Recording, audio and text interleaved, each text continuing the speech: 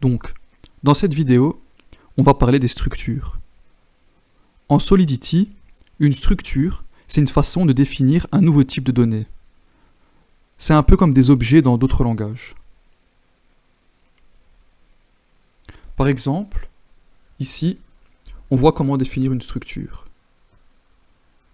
On écrit struct avec le nom de la structure. Donc ici, on voit qu'on a trois attributs. Name, qui est une chaîne de caractères, l'âge en uint, et l'adresse du whilelet, donc de la personne. Donc une fois qu'on a défini notre struct, on pourra l'utiliser pour créer des instances de ce type de données. Donc par exemple ici, on a créé une nouvelle personne, qu'on a nommée Bob.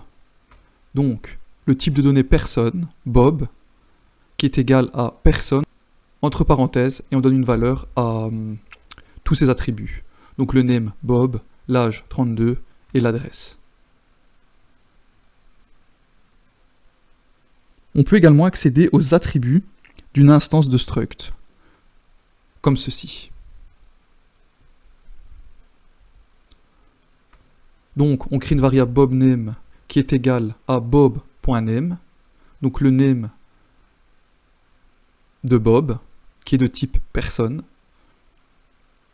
On crée notre variable bobAge qui est égale à bob.age, donc qui vaut 32, et une autre variable bobAdresse qui est égale à bob.whileletAdresse, avec cette adresse qui va s'afficher. Donc en faisant ça, ce qui va s'afficher, donc c'est tout ce qu'on a entré ici. On verra ça plus en détail quand on va compiler, déployer et consulter les données du contre-intelligent.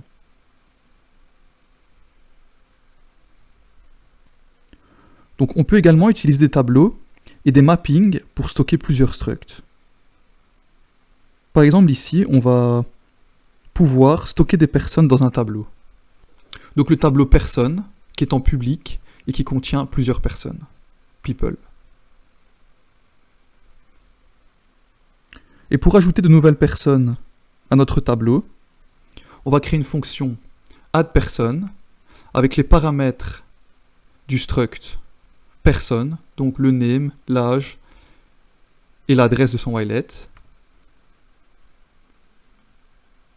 Et on va appeler la fonction push de notre tableau people. Et voici la syntaxe. Donc people.push avec entre parenthèses le nom de la structure, de nouveau entre parenthèses les attributs de cette structure.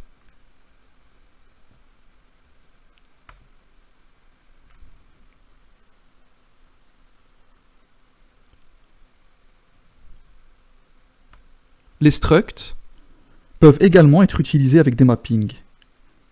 Par exemple, on peut créer un mapping qui mappe une adresse à une personne, comme ceci. Et on va créer une fonction qui permettra à chaque personne de s'inscrire. Donc la personne aura juste à entrer son nom et son âge. Et ensuite, on va récupérer les attributs donc, de la personne qui s'est inscrite. Donc ici, ce mapping contiendra une adresse qui sera liée à une personne. Et de cette personne, on pourra consulter tous ses attributs, donc le nom, l'âge et son adresse. On va compiler le contrat.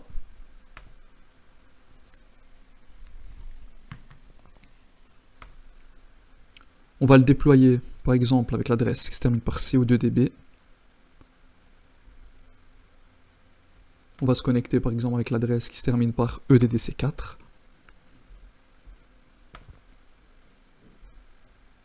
Voilà. Donc ici, on va tout d'abord consulter nos trois variables bobName. On voit bien que ça vaut Bob. bobAge 32, donc comme on l'a mentionné ici. Et bobAdresse, on voit bien qu'on récupère bien la même adresse qu'on a mentionnée ici.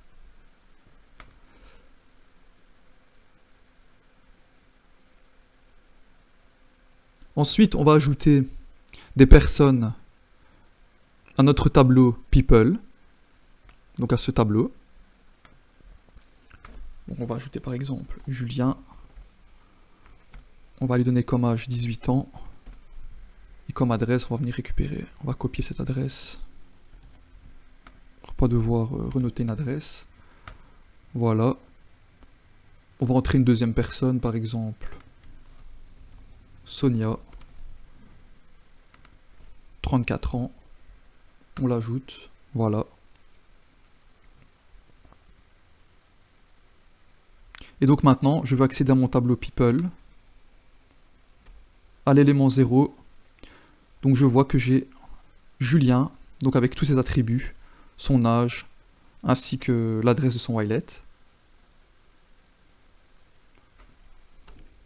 Et à l'index 1, donc on voit tous les attributs, donc le name Sonia, l'âge 34 ans, ainsi que son adresse. Et maintenant, pour le mapping, je vais me connecter, donc je suis connecté avec l'adresse EDDC4. Je vais m'inscrire.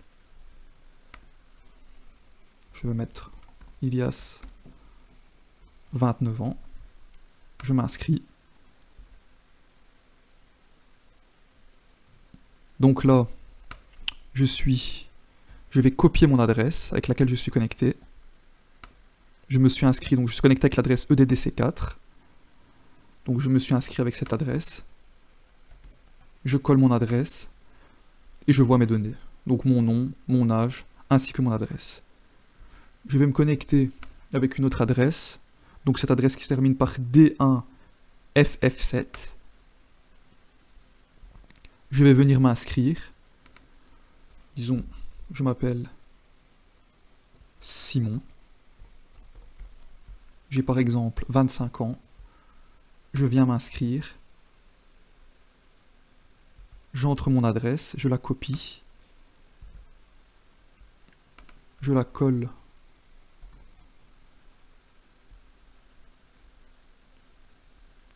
Et en appelant le mapping, voilà, donc je récupère mes données. Donc en entrant mon adresse, après m'être inscrit, grâce à ce mapping, je peux récupérer mes données. Donc voilà un peu comment fonctionnent les structures. On les réutilisera pour des exercices, histoire de se familiariser un peu plus avec ce concept.